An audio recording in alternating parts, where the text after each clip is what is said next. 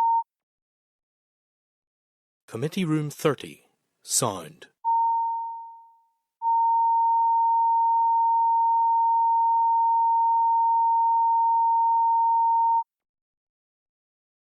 Committee Room 30, Sound.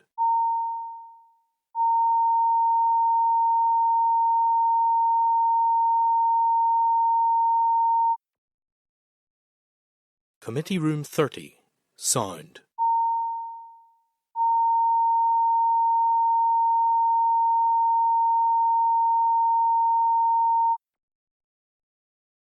Committee Room 30, Sound.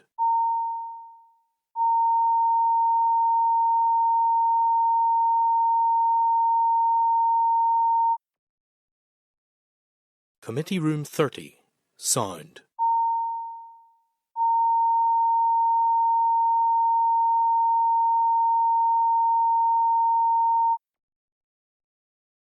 Committee Room 30, Sound.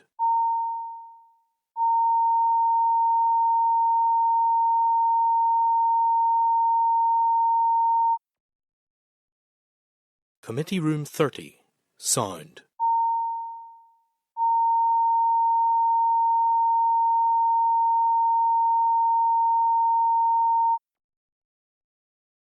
Committee Room 30, Sound.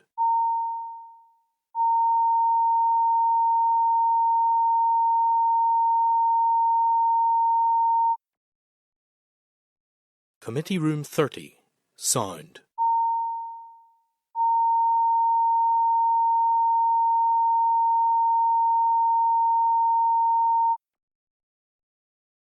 Committee Room 30, Sound. Committee Room 30, Sound.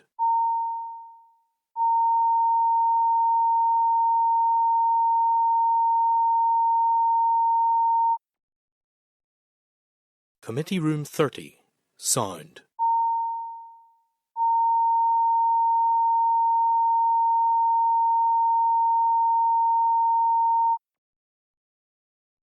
Committee Room 30, Sound.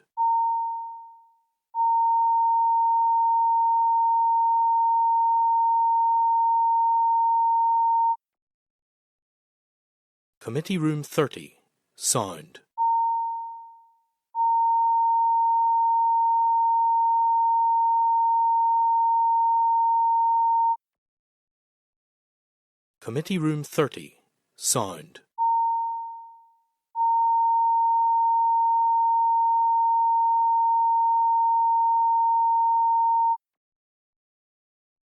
Committee Room 30, Sound.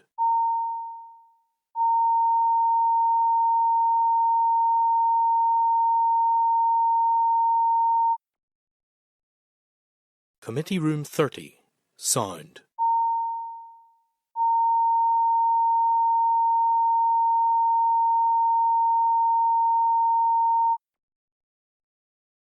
Committee Room 30, Sound.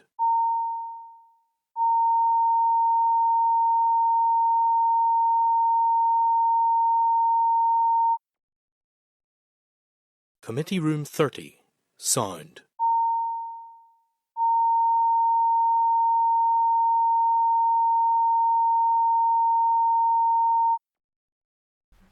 Okay, thank you. Just to resume after our closed session on the departmental briefing on the Mother and Baby Institutions Bill, which will be coming forward shortly.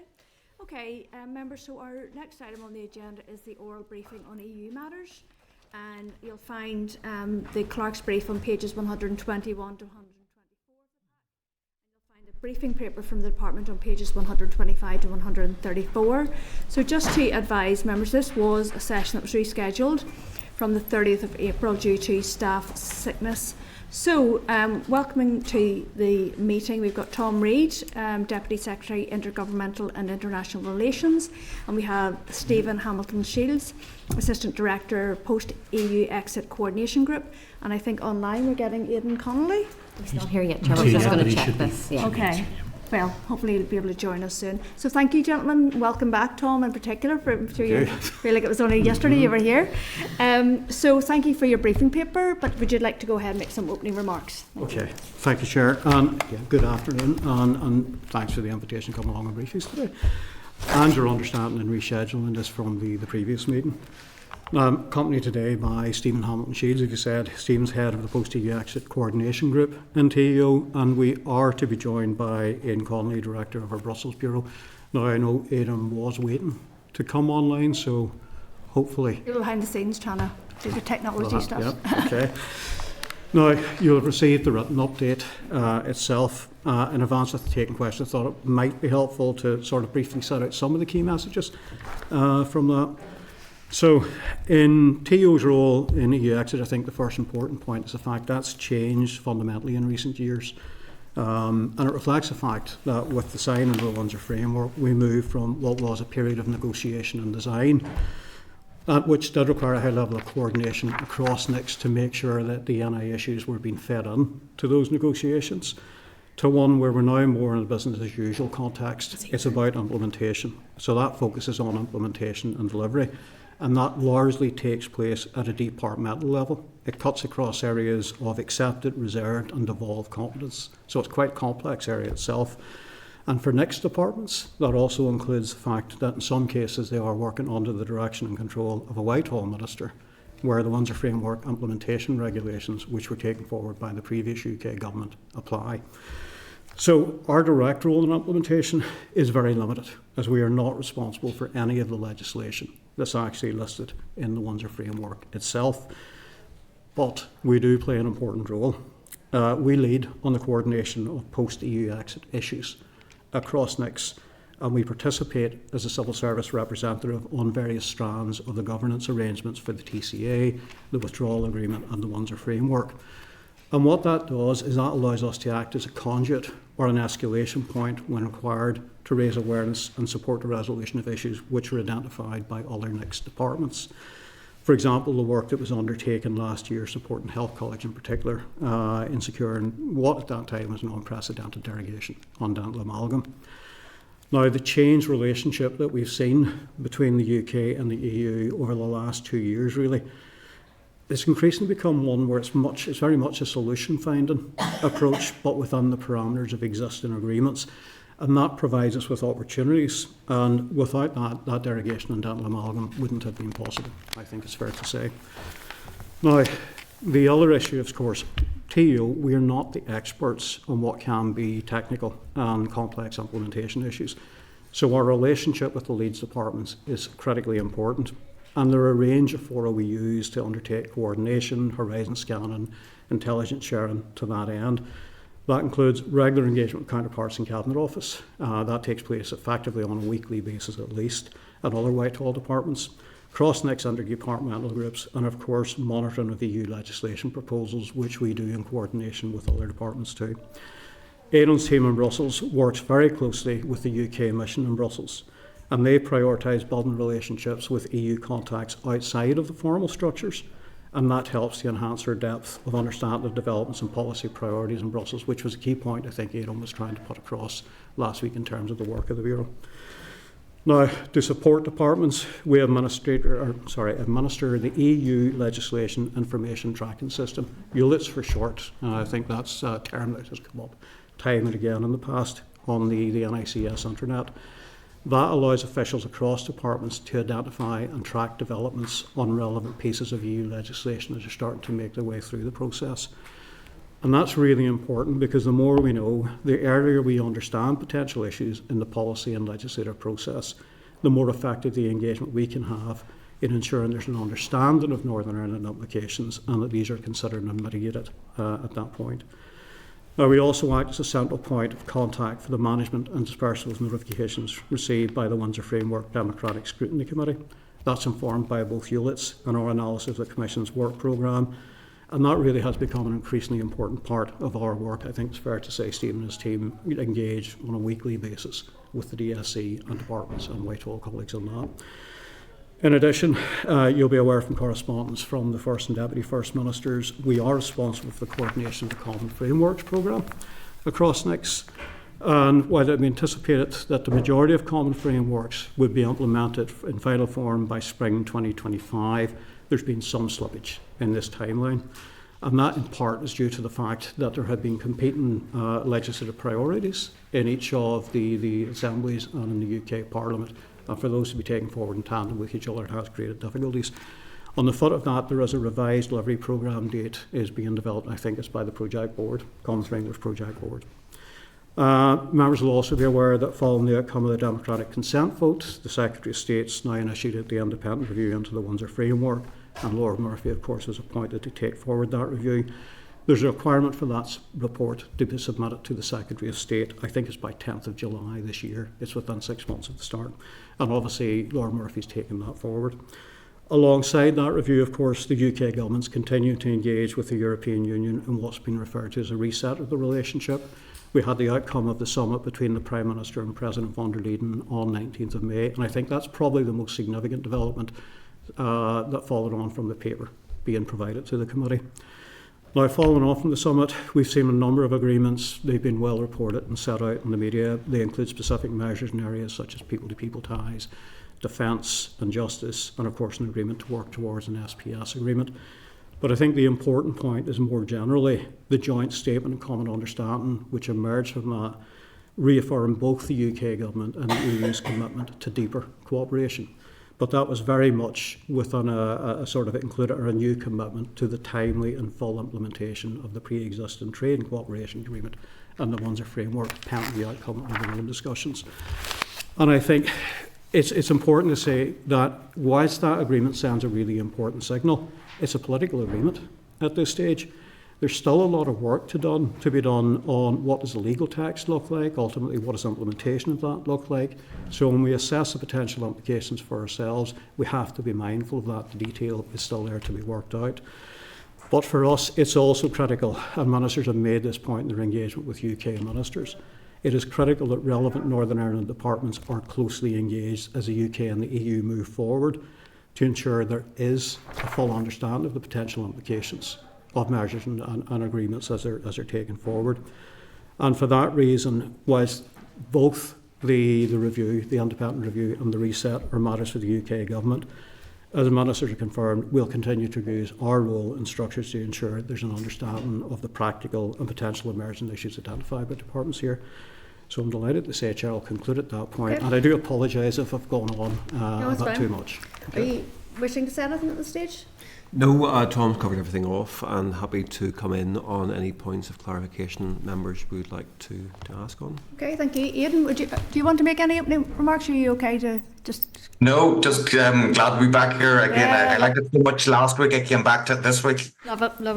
Okay, so I am going over to the Interparliamentary Forum in Westminster on the 12th of June again. And last year when I was there, it was highly embarrassing, but we had plausible deniability around the common frameworks, why we had 2 years of suspension. We don't have that excuse again this year because Matthew Taylor and I will be going over to that forum.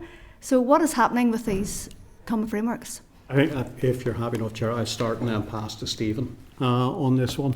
I think what I would say with the common frameworks, obviously we didn't have an assembly, there were challenges there, but the team did take forward every part of the administration of the common frameworks that we could, so we were ready to run fairly quickly with the assembly coming back. I think there have been two issues currently that we're dealing with. Obviously, each of the assemblies in Parliament are looking for a coordinated approach to the sign-off on the common frameworks. And there have been issues there around the respective timetables, different priorities and competing priorities in each, which have impacted on that, and that is recognised. I think there's also the issue around the position of the Scottish Executive and the Welsh Assembly in relation to the current review of the UK internal market, which is applying here too. So it's not we're not sitting in our interest. It's not ourselves. We are not. Okay, it's part of a wider issue, but I let Stephen add to that. Okay. Yeah, no, and thank you, Tom, for that. I think you covered off most of the points.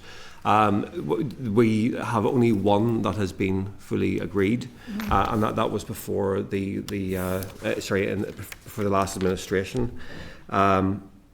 19 have been scrutinised by all legislatures, and we have text which is more or less agreed to be moved forward. There has been, as Tom said, some slippage from the original time frame to have these all endorsed by spring of this year. We're obviously coming in towards summertime.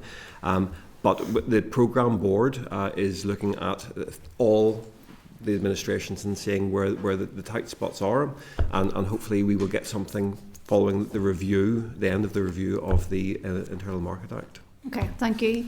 So in the paper, under 32, it's around the mutual recognition of professional qualifications, and in the description box it says framework drafting at early stage, discussion on the required scope expected to recommence. So what has been the hold up? I would have thought that would have been a really high priority in terms of mutual recognition. That was my understanding. The understanding of that one is, because again, I don't have the full detail in front of me, and I will fact check this post questions, and Okay. Obviously if there's anything else I need to add to it, I will put to you in writing.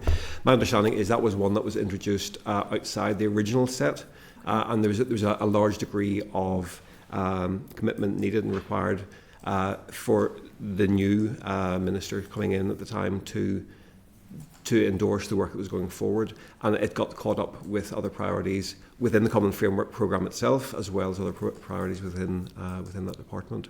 I'm happy to get a full and detailed readout of where exactly that is for you before your meeting. Okay, thank you. 12th of June. Just in terms of my last question, just in terms of the Executive Office itself, there's a lot of coordination role here across the whole of the civil service. So do you feel that you have enough resources in terms of human resources, and then some of the capabilities there you're talking about, the tracking system, for example? Is there anything that would actually make it easier for you to have this coordination role that is efficient and effective as possible? It's a very good question, and it's a difficult question to answer. In terms of, I don't think anyone in the current context is ever coming into the committee to say, yes, we absolutely have enough resources. Yeah. It is challenging, it has been challenging. Obviously, we significant less resources across the service than we had during the period immediately after the referendum and then before the exit itself. But I think I'm confident we've developed systems and approaches which allow us to work very, very well together across departments to identify the issues, look at forward work programmes and the Commission and understand what they mean. One of the challenges for us last year was that we were coming to the tail end of a Commission work programme. So when we look at European legislation, for example, then European legislation operates effectively over, I think it's a 5 to 7 year timeline when you're looking at a Commission work programme. And the earlier you can see what are the priorities, potentially what do they mean, well before you get into the stage of draft legislation, the easier it is to get in there and start to influence and build an understanding of where we are and where our issues are. So we have to work smarter, and I think we're doing that, and we're doing that reasonably well. And we are working very close as well with Cabinet Office. We also work with DFA colleagues in Dublin, so we make the best use of the various networks that we have to gather intelligence and to feed on our issues. Okay, Deputy Chair, please. Thank you, Chair, and thank you again for coming back to us again this week. Clearly this has been, from day one, very complex and difficult and interrelated to all of the political machinations of where we've gone from a situation where there was a great deal of mistrust and disorganisation to, I think what you're saying, it's now starting to settle into a pattern of reasonable cooperation.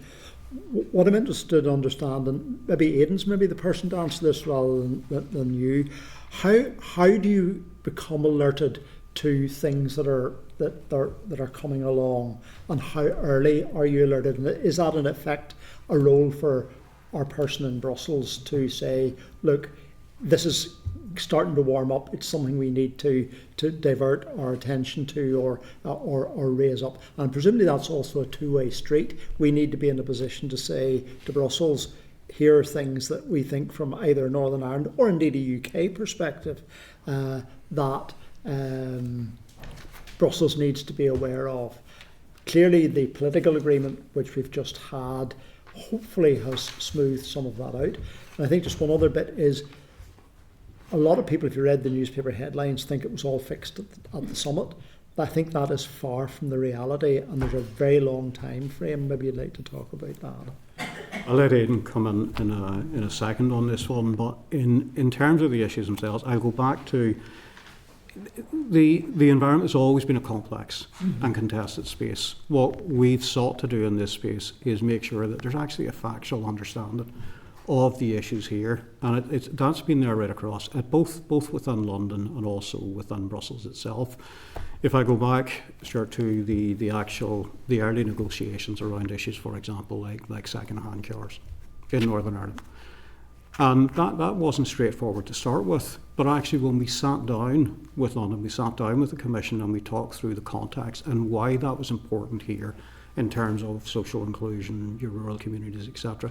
We very quickly moved. We saw that movement very quickly, and that's still a key part of what we do. We don't get involved in that sort of that very contested space. We get involved in the space of what are the facts around why this is an issue to people here, why is it important, and that obviously that worked really well with dental amalgam. I'll come back to that early sort of identification of priorities. If we understand what a Commission's work programme priorities are, so let's say for argument's sake, it's sustainable economic growth, and within that you'll see certain indications of where it's going. We need to have the intelligence here to understand potentially what does that mean, how does that play out, and it's the same with London too, and start to get in there to influence in a way there's an understanding of our position and how that potentially could play out here. But I'll pass over to Aidan at that point. Hello. I think I'll start with how do we get our information. And I suppose there are several routes, but the starting point, and we have to be very clear about this, we're not a member state anymore. So we're not part of the committees, we're not in the Parliament, we're not part of the Council, and we don't have representation in the Commission itself. So things have changed. And just as Tom said that we've had to work smarter and harder in general terms, this is especially true of how we get our information. Now, just as I sort of explained last week, you know, there's the formal, there's the semi-formal, and then there's the coffee cup diplomacy. And that actually is with the UK, it's with Ireland, that's with the Commission, and it's with member states as well. Now, one of the things that we were able to push for us was stakeholder engagement, early stakeholder engagement, especially when it's the work programme. And Tom's right, it's a 5-year programme which starts with their political priorities and then goes into the legislation that they're going to deliver or aiming to deliver during that time period. And one of the things that the Commission has done, which they really don't do for anyone else, is a work programme seminar. Now, ourselves and TEO, we facilitate that to make sure that NICs and our departments, that civic stakeholders, business stakeholders are in there from the very start, and that they can see what's coming down the track. But these are usually headlines. The next part is the stuff that's online, and or we follow the debates and we monitor these things in the public domain. And then we will, of course, in Brussels and our colleagues in Belfast, highlight these to departments and make sure that they have an understanding. If there's any change in the legislative process, how things are moving along, has there been interventions on it, those will go on the ULIT system. And my guys, amazing team that they are, spend a lot of time making sure that ULITs is up to date on anything that will affect Northern Ireland. So yeah, and then we of course have our off the record or on the record conversations informally, and that can be with people in the Parliament to say where people are pushing things or some details that might affect Northern Ireland or be of interest to us, and we make sure those are fed back to in the best way. You also asked about the EU UK reset and how there's sort of a lot of terms for it at the moment. Reset doesn't actually mean much in many of the European languages. Reset to what is usually what they say. So they're calling it either the strategic partnership or the strategic alliance. But usually a trade deal, and I on record as saying this a few times when I was in front of the Economy Committee in my past life, that it's a blood sport. Trade negotiations are a blood sport. You're pushing for the best for your constituency. However, this wasn't. it came down to the wire and it was on technical detail, and there was a lot that needed done. But they usually do. These sort of negotiations usually do.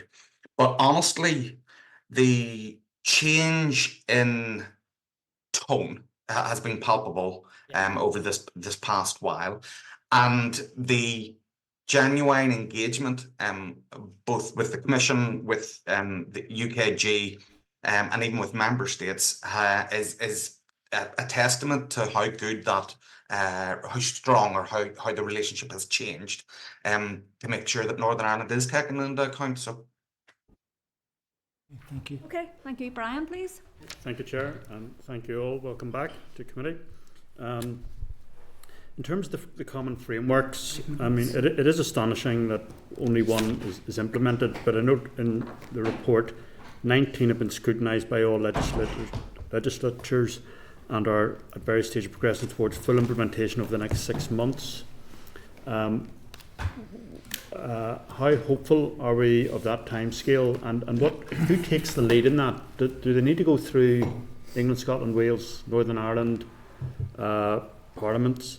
But is there a central department at Whitehall that is pushing that forward? Or?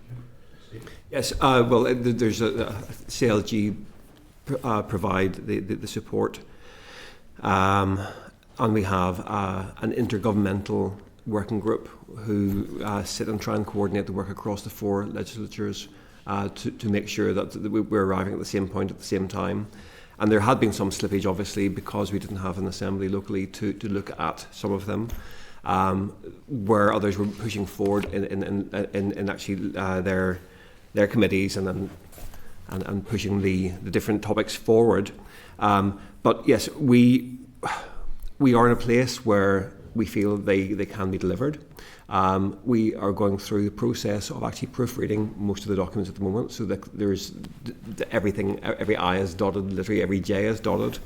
And yes, your question about like how do these get brought forward, they are at a departmental level, so the department will agree them through their ministers, through the intergovernmental relationships they have across the 4 nations. And then there is a central sign-off from our ministers as well. So basically, it's just to make sure that the ministers and their executive colleagues are aware of what's contained in each of the frameworks.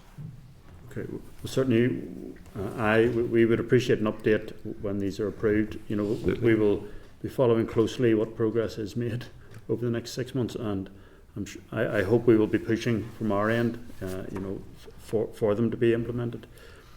In terms of the overall impact, as a unionist, my primary concern is the harm to Northern Ireland's place within the UK internal market. As I've said many times, those that want to have an open border on the island of Ireland can't expect Northern Ireland to take all the inconvenience for that and to take the hit for it. So our place within the UK internal market must be respected, and that's an ongoing battle to have that restored. Progress has been made, but one of the frustrations is the implementation when improvements are made. Recently, I mean, you referred to the recent UK-EU summit and the change to arrangements on SPS and horticulture for agri-food. Can you give any assessment of what improvements that will be making to our place for horticulture and agri-food?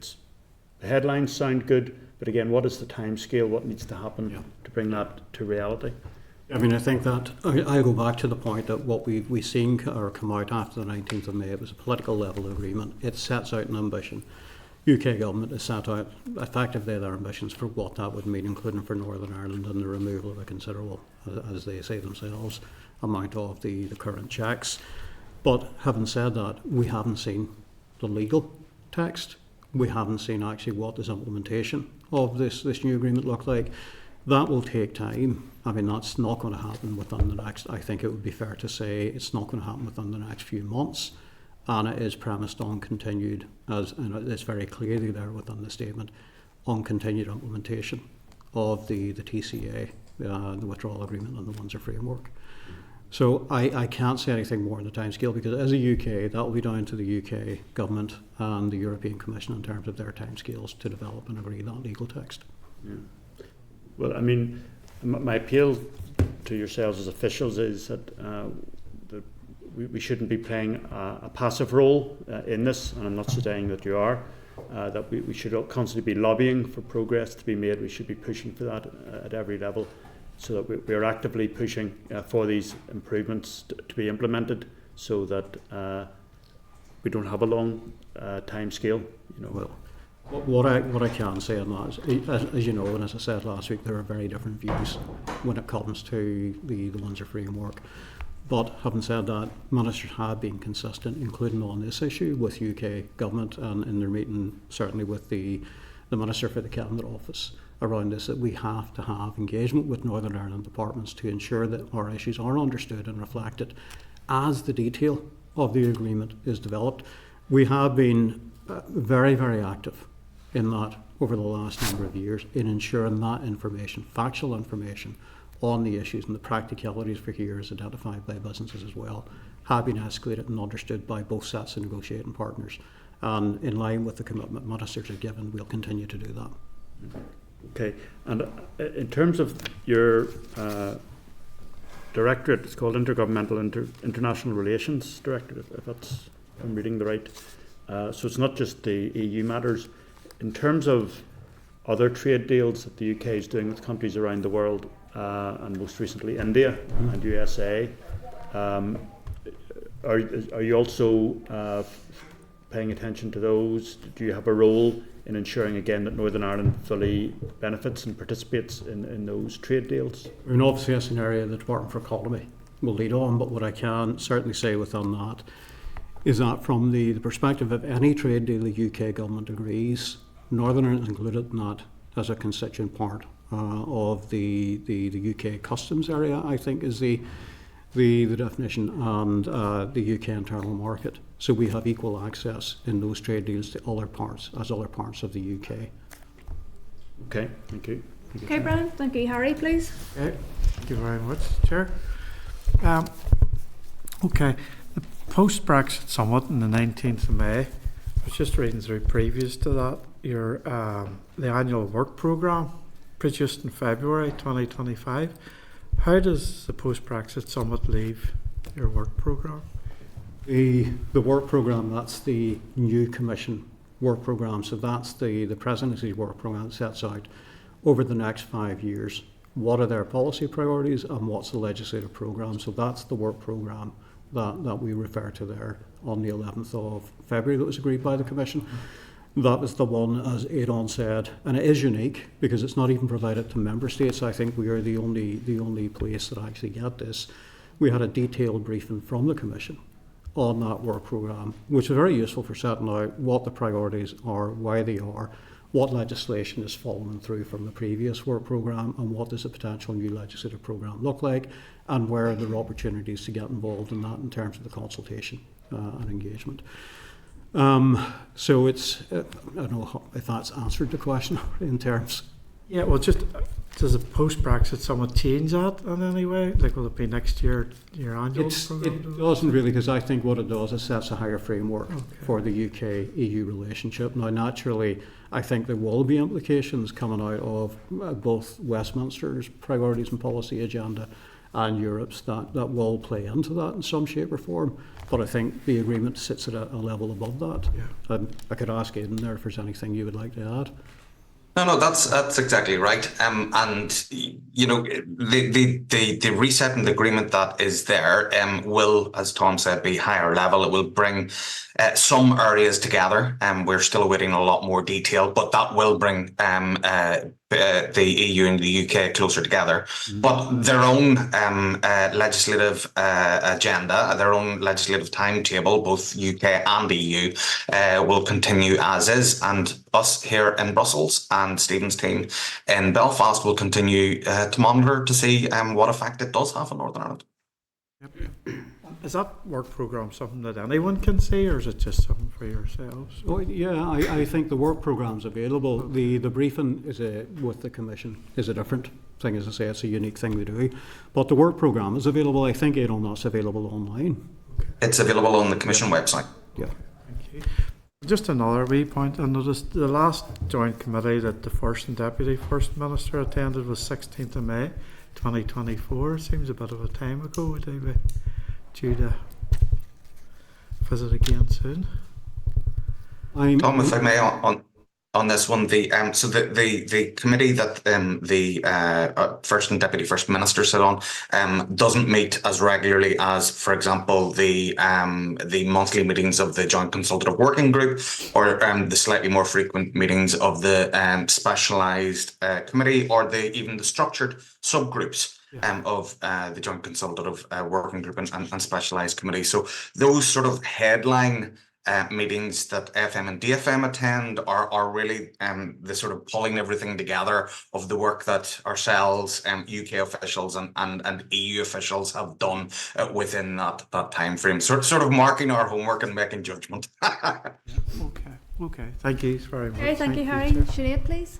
A lot of it has been answered, but perhaps, we know that it was a high-level political agreement, and we don't know really what it will mean to us yet, because we haven't got the detail in terms of implementation and even the time scale that it's going to take in order to implement it. And I would be of the opinion that it didn't go far enough, and I think the language around it was all very carefully choreographed. They talked about youth experiences as opposed to youth mobility.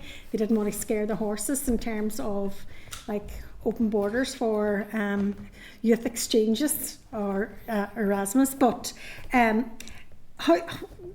do you think that we as politicians here in Northern Ireland would have a more enhanced voice? And we've talked about, our parties have looked at observer status, and there has been very warm tones within the European Union about given Northern Ireland observer status within the Commission, because I think it's really important that those democratic elected members here would have an observer status within it.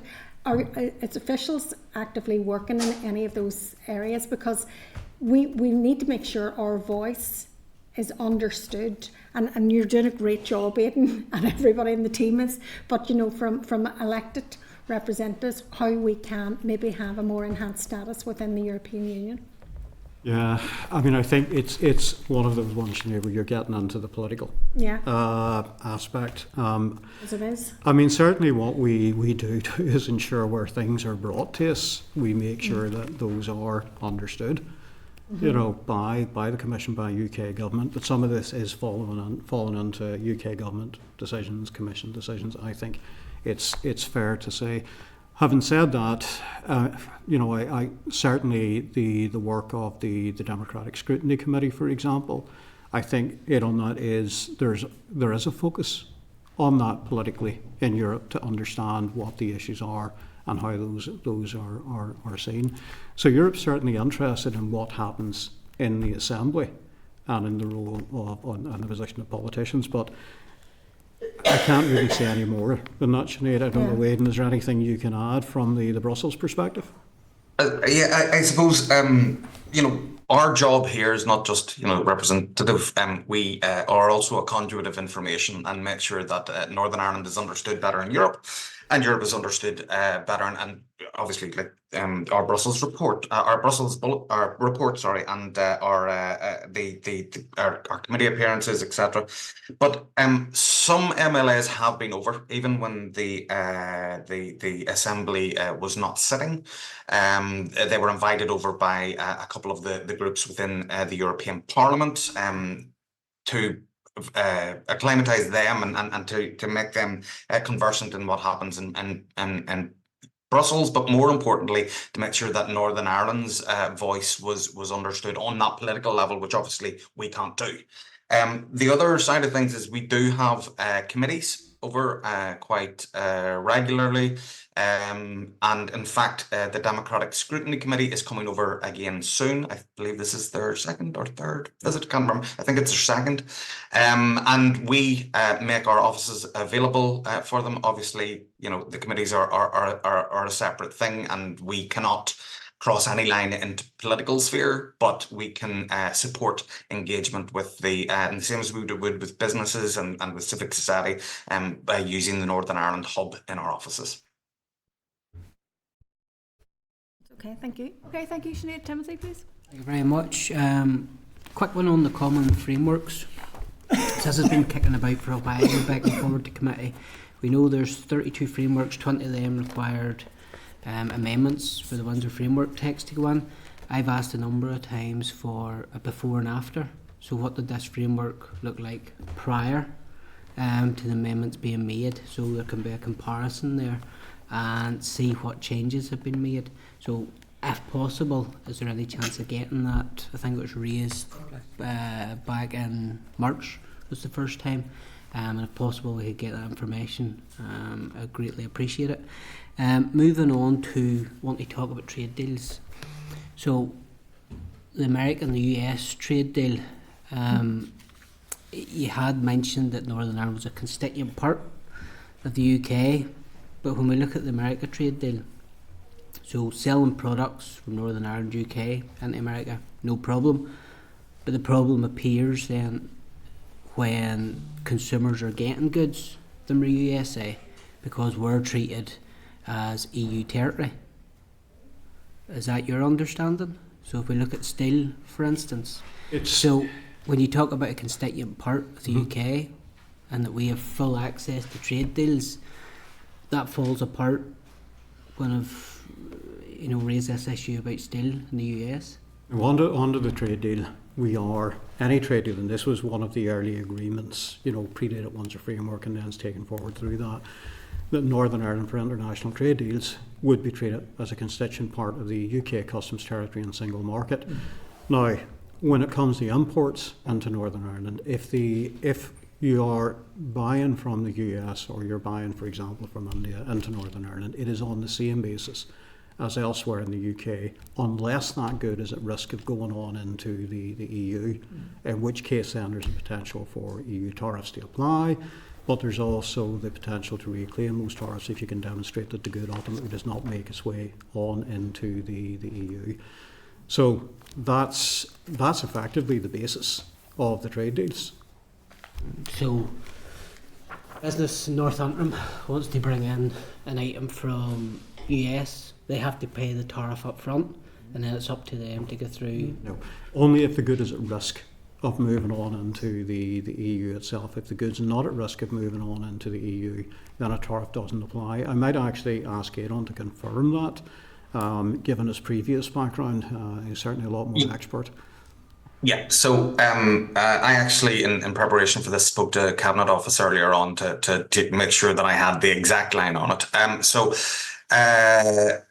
Their line on it is that Northern Ireland is part of the UK single market, and NI exporters will benefit from the same tariffs as any other part of the UK when shipping to the US. However, they are aware of concerns about imports, and if there is a significant tariff differential or EU retaliatory tariffs, Northern Ireland importers will need to initially pay the higher tariff. That's if they're at risk. A number of schemes are in place to reclaim the difference, including a customs duty waiver and a duty reimbursement scheme where goods can be shown to stay in Northern Ireland. They're already aware of some concerns that have been raised about the duty reimbursement scheme.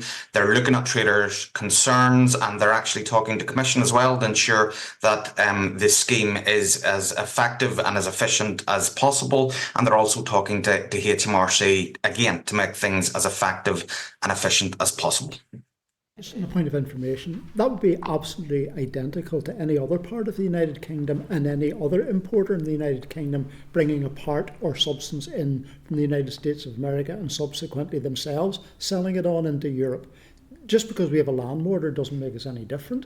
It might put us at a higher risk, but it doesn't make us any different. Yeah. I think part of the issue can be, and it's without knowing the specifics of the company, and accepting too, some of this falls into the Department for Economy's remit, but part of this can be that the business that you are ordering from may not necessarily understand that Northern Ireland is part of the UK customs territory, you know, and that's where it is something we've raised right from the start, is that, and there needs to be information, there needs to be engagement. It was a key part of our work immediately after the end of the transition period, was understanding where were the frictions, where are the potential issues, and targeting those companies and engaging. And this sounds like it could be within that territory as well. It's the understanding of an individual company rather than a systemic issue itself. You haven't convinced me. You convince the rest of us. Move it's on to your fine. next question then, please. Yeah, the EU legislation and information tracking system. Could you tell us a wee bit more about that? Does that track divergence? No, it's not about tracking divergence as such. It's tracking, and we would do the same thing and have done the same thing with London-based legislation. It's looking at what's the legislation coming forward, what does it potentially mean, and we ensure our interests are understood, because quite often what you could find, and you would have found this before Brexit, in the interaction as well between devolved competency and Whitehall legislation, is whether it's London or whether it's Brussels, they could take forward a piece of legislation and they can see it from a certain perspective and may not actually understand there is a local issue that needs to be picked up. So what we do is we track the legislation, we understand where are the potential implications, where are the potential issues, and we make sure those are fed into the system so that our issues are understood. That's really what that work's about. So where do we track divergence within the department, within the TO? We don't. And it's not about tracking divergence itself. It's about understanding what legislation's coming forward, as I say, where are the potential implications, and to make sure that the information is fed in early enough in the system so that it avoids unintended consequences for Northern Ireland. Going back to October, the Northern Ireland Civil Service advertised for a head of regulatory divergence or a divergence coordinator at a cost of up to $59,000 to the public purse per year. So that was the executive office. You said that we don't track divergence. Yep, this was a post that had been established in 2016, and part of the issue here is we've never actually renamed the post, even though the duties itself have changed. But if I can go back through 2016, 2021 and where we are today to explain what that post does. In 2016 we have the vote to leave the European Union, and the critical thing for us at that stage is there's a potential for various agreements and various approaches to be taken, and the issue for us was to understand the consequences of those for Northern Ireland. So again, feeding on the practical issues about what happens here. And you may remember at the time that there was a lot of engagement around the value of east-west trade, north-south trade, the number of border crossings, how goods are manufactured and moved, etc. It's all about feeding that factually in, and that's what that post did. It gathered the issues across and sort of looked at, well, where are the potential problems that we could have to make sure those were understood and fed into the negotiations. 2021, so we're post-exit at this stage, there was a renewed focus on the challenges around legislation being taken forward, which didn't take account of its impact in Northern Ireland. And that was really driven by two things in Westminster. There was the bonfire of vanities, as it was called by Lord Frost, and there was the retained EU law initiative. Now, the problem for us with both, it wasn't the divergence between Brussels and London, it was the fact that we have quite a complex legislative statute book in Northern Ireland, which involves acts made, pre-partition by the old Northern Ireland Assembly, by the Secretary of State during direct rule, and by the Assembly themselves. And you can have quite a lot of interaction between those and primary and secondary legislation in Whitehall, which there might be some read across enabling powers. And the challenge for us was that interaction wasn't necessarily being understood or picked up at the time in Whitehall. And Stephen, you'll remember, it was a huge amount of work at that time to go and engage with Whitehall to highlight that these issues exist, that you could remove a piece of primary legislation under that whole getting rid of retained EU law, that could actually leave some of our regulations in terms, even in terms of transport safety, for example, invalid. because some of the key powers would no longer be there. So there was a huge amount of work across departments, which was all about understanding the consequences in that and feeding that in to avoid the kind of issues we were concerned about. In terms now of a track in EU law, and we do look at Whitehall's agenda too, it's horizon scanning to see where are the potential issues if legislation and policies taken forward without an understanding of the position in Northern Ireland, where could the problems be? And one of the examples I've always used, and I don't think I've used it in front of the committee, so if I have, stop me, okay, is I go back pre-Brexit and Department for Infrastructure, and it was implementation of one of the railway packages, and we had 12 months of being threatened with infraction. I think sure you would have been on the committee at the time, you know where I'm going with this. And we couldn't understand why. We thought we had a perfectly reasonable solution to implementation in Northern Ireland, and eventually convinced our DFT colleagues to meet in Brussels with the Commission. And after half an hour in the meeting with both DFT and the Commission, we suddenly realised they were both operating on the basis there was a land connection between Northern Ireland and Great Britain. And it's those kind of perceptions that you try to deal with to avoid the unnecessary problems. So that's what that post does. It deals with that. It supports the Common Frameworks work. It supports the Democratic Scrutiny Committee work. It's also worked in the Border Target Operating Model, again, another UK initiative, and I think the review of the UK internal market. So the priorities and the work in the post constantly change in response to what are the various sort of strategic agendas, both in Whitehall and in Europe. That post still exists? That post still sits. But I think the naming of the post is unfortunate and slightly misleading, and that's something that we'll have to look at. And is that because it's politically embarrassing? No, it's, to be perfectly honest, it's because, and this is where I do have to accept responsibility for this, because I've been over this area since 2020. We've gone through processes where a post has become vacant and we filled the post. And whilst we've looked at the post and agreed, yes, we need to continue with the post and fill it, we've never actually asked yourself the question, does the naming of that post actually reflect what we're doing? You know, so it's not because it's politically embarrassing, but it doesn't reflect what that post does today. So does that post look at divergence between Northern Ireland and GB? No. What we're looking at is the various strategic initiatives and policy agendas and legislative programmes to ensure that they take full account of issues here. So where them questions were coming from was from the Belfast Telegraph article, where it said that obviously Emma Little-Pengelly had raised concerns, and indeed Jane Brady had apologised to her. So you're saying the explanation is that 8 years on from deciding this post was needed, or in 2021, 3 years on from that the post has been titled wrong, and there's been no political interference? No. The filling of those posts is entirely an operational matter for ourselves. There has been no political interference in that at all. I'm absolutely clear on that.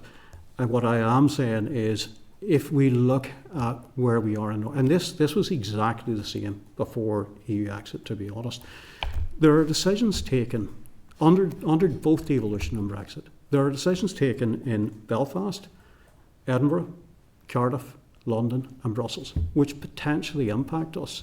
And we've got to understand what they are and be smart enough to actually engage as early as possible to make sure there is an understanding of the issues in Northern Ireland, and we don't end up, it's the unintended divergence is the issue for us, which unnecessarily creates friction when that's not the intention.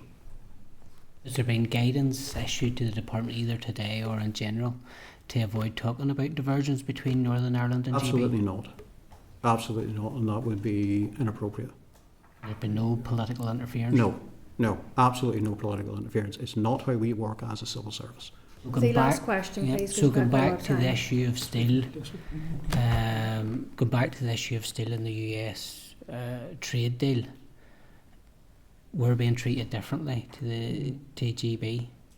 What Aidan has said is that people in Northern Ireland will have the tariff to pay up front and then have to get through hoops to claim it back if it's at risk. Only, and Aidan, you can confirm this, I think what you said was at risk. Only where it's at risk of moving on into the EU. Yeah. That's different from the rest of GB. No. Okay, thank you. Thank you. See you again next week. No, thank you. Thank you for your time. Really appreciate it. Chair, can I answer one question that was asked last week? Oh, go ahead. Why not? It was one of Mr. Gasson's question. He asked me for an update on where vet meds were at the moment. And as I always try and do my homework for the committee, I had a chat with the Cabinet Office today. And they have said to me that they are continuing to work with the Commission on a solution. Work to date with the Veterinary Medicines Directive and companies has reassured them that the problem is much smaller than anticipated and is reducing. They are currently working on solutions for any unforeseen circumstances or issues, and work continues. Thank you, Ian. That's great. Okay. I had that on my list. Obviously, you prepared for that question. I had it on my list, but I didn't get to it. Thank you. Okay, thank you, gentlemen. Thanks. Thank you. Okay, members, we'll just keep going with the agenda then. So, our next item, item 8, and we have Hansard here to take a note. So, it's the Strategic Investment Board Retention and Disposal Schedule. So, just want your permission for Hansard to take. Is that okay, everybody? Yep, okay. So we'll refer you to pages 169 to 170 of your pack for the clerk's brief, and pages 171 to 191 of the pack for the retention and disposal schedule. So just to advise, the purpose of this agenda item is for the committee to consider the most recent retention and disposal schedule for the Strategic Investment Board, in line with the principle that Assembly committees have a role in scrutinising the actions of their respective departments. Addendums to retention and disposal schedules that are sent to the committee are required to be treated in much the same way as a statutory rule. Retention and disposal schedules document procedures both for the destruction of records deemed to be have no longer term value, and for the preservation and transfer to prony of records selected for permanent preservation. The addendums are subject to the negative resolution procedure, and any member or committee may seek a resolution to pray for the preservation of specified records in a retention and disposal schedule. So I'm going to ask the clerk now to speak to the schedule. Thank you. Thank you, Chair. Page 172 of your packs, members, is the explanatory note from the Strategic Investment Board in terms of the reasoning behind its decisions for the destruction or retention of documents. Just to give a little bit more background of this, earlier this year a new procedure was brought into the Assembly where in the past it would have been Communities Committee that looked at every retention and disposal schedule for any public body. However, obviously it is better placed that the committee that has responsibility and remit for the body itself may have a better understanding or have contacts with that body that they can then ask further questions. So since February this year, there is a new implementation of this process, and this is the first R&D schedule that falls within TEO committee remit. So that's why we're looking at it. So last week, committee agreed that I would speak to SIB, and I have had a conversation with the Information and Compliance Manager at SIB, who then talked me through the process of drafting and agreeing the schedule between SIB and PRONI. SIB has worked alongside PRONI to agree the final version of the schedule, which was laid in the Assembly on the 20th of May. SIB have confirmed to the committee that the schedule follows the recommended PRONI template, and all retention times are standard. They're based on either legislation and or business need, and the schedule has been agreed by PRONI's validation panel, and that is the method by which PRONI agrees and then standardises all of its R&D schedules. The SIB just wanted to highlight section 2 of the schedule, which members will find on page 183 of their pack, and that is programmes and project management. This is the only area of the schedule that is unique to SIB. All of the other areas are covered by all public bodies. This particular area deals with projects that SIB has with other departments and therefore has slightly different information to the other sections. SIB have agreed in relation to this section that PRONI that in 5 years' time from the closure of an SIB project with another department, PRONI will then appraise the records and decide if they have historic value. If not, they'll be destroyed. if they do have historic value, PRONI will retain them and review after 20 years. So therefore, Chair, the committee would need to decide if at this stage they're happy to agree the schedule. If they wish to get further information on that, we can go back to officials at SIB. And just finally, Chair, to say that this process will be replicated by the DFC committee, who, as I mentioned earlier, have responsibility for PRONI, so they will also look at this particular schedule. However, depending on this committee's decision, we will then liaise with them from clerk to clerk. Okay, thank you very much, Clerk. Any questions or comments? Go ahead, please, Deputy Chair. My only comment was, as I asked last week, what liaison there been with PRONI in respect of this. That has clearly been satisfied in terms of the clerk's report to us and the written report, so I'm satisfied that we can proceed. Okay, any other comments or concerns? No? Okay, thank you. So, could I just ask one question? Yes, please. It's probably for SIB, but seeing under programmes and project management, and it talks about project documents, does that include tender bids, or is that considered commercial sensitivity? Yes, that I specifically asked about that. That is considered as commercial sensitivity. So 5 years after the project? Yes, exactly. Makes sense. Okay, if there's a specific thing, So we can go back to PRONI and ask to SIB and ask that. So whether or not the commercially sensitive information should be is it kept or disposed? Disposed, right? Okay. Well, Chair, we can go back to SIB and ask that. I can then bring that back to the next meeting. Yeah. And then they made it clear in their documents that the FOI rules still apply.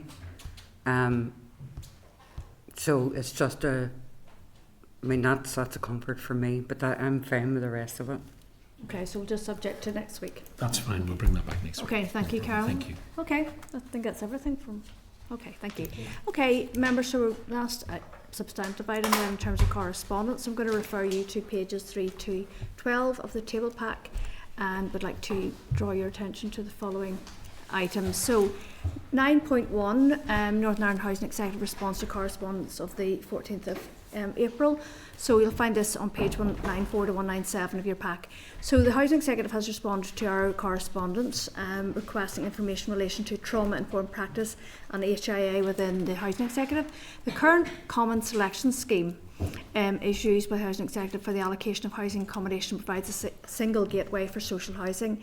So CSS addresses health and social factors in a myriad of ways, but it is not concerned with how these health and social factors arose, and the focus is on how these factors affect the ability of the person to function within their current accommodation. So just asking you to note this correspondence and seek your agreement to write to DFC regarding the scheme and the need to review the current guidance and criteria underpinning the scheme's assessments and explore how HIA victims and survivors, as well as any other associated trauma, can be appropriately factored into its decisions around accommodation allocation. So what do we think about that, I suppose? I mean, I would go back and ask the Housing Executive or people who are victims and survivors and eligible for complex needs points. Yeah. Because they're not going to go outside the Common Selection Scheme. It's up to the Minister to bring forward stuff on allocations. He's made a decision on intimidation points. And he's also said he's going to do stuff around domestic violence. So if that domestic violence and trauma, in terms of, because, particularly people in the circumstances of the panel that came to us, I mean, they said it was because of their trauma, they were having psychological difficulties. So I would certainly ask, within the current Common Selection Scheme, are victims and survivors eligible for complex needs points? And then ask the Minister, does he intend to do anything, particularly around violence against women and girls, around domestic violence and that as well, around points. Okay, thank you. And just to remind, this came about when we had the closed session with survivors together. So I'm just asking for your agreement to write to them, to provide them with further information. Yep.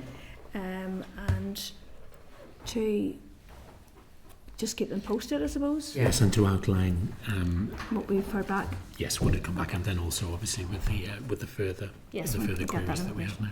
Thank you. Okay, 9.2. So we'll refer you to pages 198 to 203 of the pack. So the Armagh, Banbridge and Craigavon Borough Council has responded to the committee's correspondence of the 7th of May and our request to provide details on the allocation of the local change fund in relation to the Ending Violence Against Women and Girls strategy. So just to advise that to date, responses have been received from Mid and East Antrim and Newton Abbey and Armagh and Banbridge and Craigavon Borough Councils. So just ask to note this and to seek your agreement that we will consider further action when all the responses have been received. Yeah, okay. great. Okay, so pages 204 to 217 of your meeting pack. So just to advise that the Economy Committee has responded to the Committee's correspondence of the 31st of March in relation to the Committee's request for information of its role in funding and the activities relating to the End of Violence Against Women and Girls strategy. So Department for the Economy's role is particularly referenced in the strategy in relation to higher and further education, with an emphasis on supporting young people to develop healthy, respectful relationships, ensuring safety and building on existing good practice in HE and FE. So just asking you to note and to seek your agreement that we will consider further action when all the responses have been received by the various statutory committees. Great. Okay, 9.5, the Scottish Government's response to correspondence of the 1st of May. You'll find this on pages 233 to 237. So you'll recall we wrote to the Scottish Deputy First Minister on the 1st of May. We've received a response from the 1st of May regarding the Committee's request for information on the Scottish Child Abuse Inquiry and Redress Scheme, further information on the modelling used, redress payment decisions by the Scottish Government, and information on the statement of principles in terms of compensation for organisations have been provided. So just to note this and to seek your agreement to include the response as part of the committee's preparatory work for the Truth, Recovery and Redress Bill, and I suppose it speaks to what we were talking about in closed session earlier around compensation from organisations. Okay, so 9.7, Victims and Survivors Service, so in terms of victim payment scheme, so pages 241 to 244 of your pack. So the committee has received a response from the Victims and Survivors Services to the committee's correspondence of the 16th of May requesting information on a communication strategy regarding the Troubles Permanent Disablement Payment Scheme. So the committee also plans to do some communication in August to highlight the 4th anniversary of the scheme, and so I'm asking you to note this correspondence and seek your agreement to consider the item further when other replies have been received from the 5 support service groups. Agreed? Great. Okay, 9.9 TO 2025 to 2026 main estimates and budget bills. So you'll find this on pages 249 to 278 of your meeting pack. So the Department of Finance has commissioned the main estimates to facilitate the legislative stage in the budgetary process. This includes the submission of the estimates template and an estimates memorandum. These can be found in Annex 2 of the correspondence. So just to advise that on pages 13 to 14 of the table pack, there is a clerk's briefing paper on to give some background to the estimate process, and just to remind you that the Permanent Secretary will be attending next week's meeting to discuss the departmental business plan. Okay, noted. Okay, 9.12 TO response to correspondence of the 7th of May regarding the budget allocation 2025-2026 around the local change fund. So you'll find this pages 293 to 303 of your pack. So just to advise that the department has responded to our correspondence, and just to advise that the department has indicated that momentum funding totalling £655,000 was provided to councils to implement emergency responses that they considered necessary to March 2025, including raising awareness and building on the ground momentum for the local change fund. Details of the activities have been provided. So just asking you to note this and to seek your agreement to write to the department to request that they keep the committee updated after the shared learning event for 2025, and if the committee can be sent a copy of the report. Okay, agreed? Okay.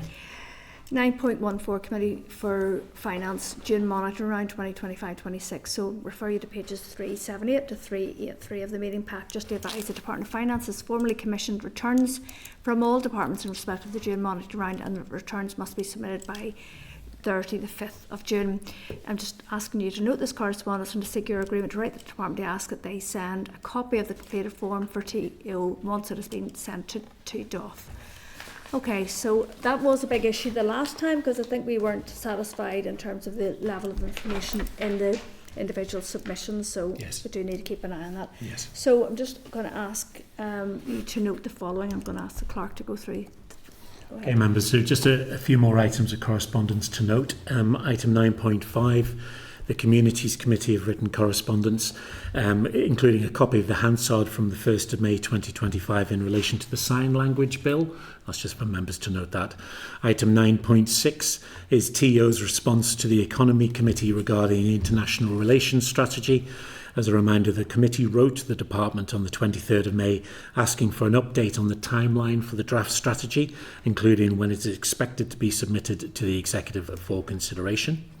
Item 9.8 is TEO response to committee correspondence of the 7th of May requesting information on the TEO budget 25-26. Item 9.10 is departmental response to the committee's correspondence on the 14th of April in relation to civil contingencies. Item 9.11 is TEO response to committee's correspondence of the 11th of April requesting information on the handling of complaints received by TEO and the truth recovery process. And finally, item 9.15 from the Financial Conduct Authority is an invitation to a networking reception on the 12th of June 2025, and any member who wishes to attend can register using the link provided in the pack. Okay, thank you, Clark. Okay, anybody, go ahead, please. Yep. Just on, it's 9.4 on the sign language bill. Oh, yes. I said earlier I'm a member of the Committee for Communities, so that was it's Hansard there, a very interesting session we had with 3 witnesses who were signing to us and interpreters were interpreting for them, and then when we were speaking, interpreters were signing back to them. So it's very educational and their views on the draft bill. So one of them mentioned about equality legislation, and so I asked at page 2 in our papers, pages 230, 231, I asked them to clarify, how they felt there was a gap in equality legislation. So because of the 2010 Equality Act doesn't apply in Northern Ireland, they felt there was part in that about encouraging understanding between disabled and non-disabled people. And they felt that too often there's almost a focus on encouraging deaf children to learn to speak, and a withholding of sign language education.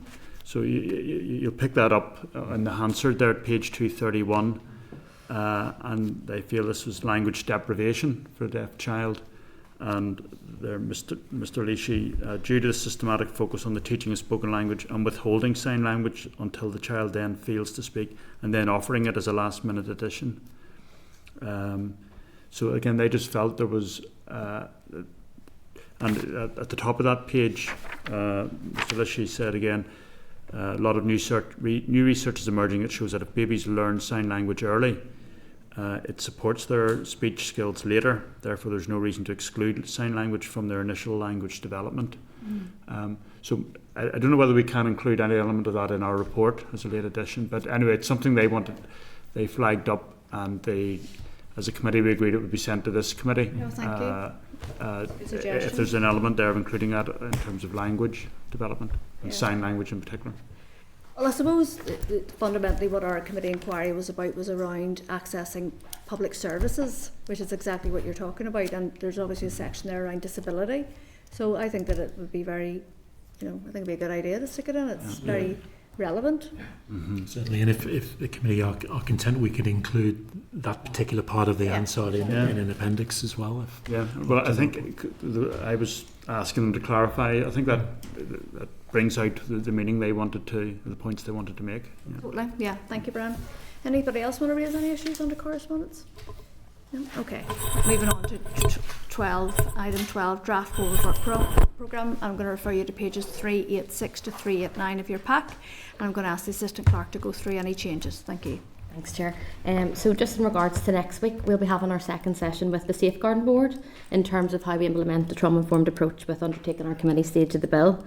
So our formal meeting will follow that, and we'll only have one oral briefing, and that will be with the Perm Sec. So our formal meeting will start slightly later at 3:45 that day, but we will email out arrangements for next week so members are aware. On the 11th of June, we will have a paper from RAISE on trauma-informed approach in the context of victims and survivors, and look at examples of best practice in other jurisdictions. And then on the 18th of June, we have just brought forward the introductory briefing with the Commissioner for Older People, and that's just obviously to do with the timings of the potential bills. So obviously it's important that we hear from her, so that has been brought forward. And just lastly, on the 2nd of July, we scheduled our briefing from the department in relation to PFG and the delivery unit, and that's just to provide an update on PFG before summer recess. Okay, thank you. Any questions or any comments? No? Okay, thank you. Any other business members?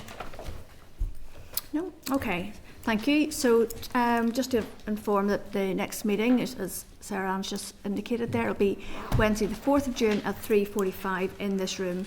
And just to say that the meeting's now adjourned. Thank you. Thank you. Committee Room 30, sound.